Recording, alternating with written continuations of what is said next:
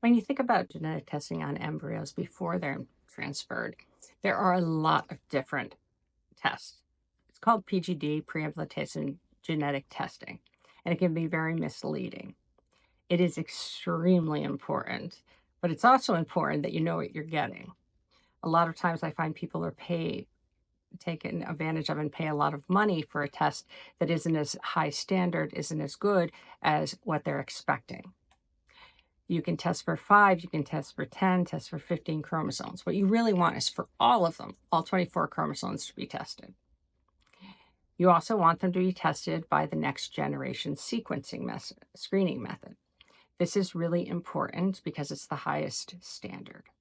So if you're going to have your embryos tested for genetic abnormalities, highly suggest doing it right.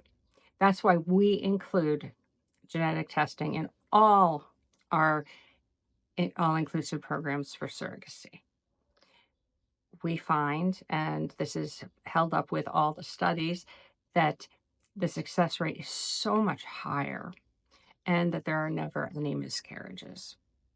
So please, when you're looking and making decisions between surrogacy providers, I would definitely look for PGD.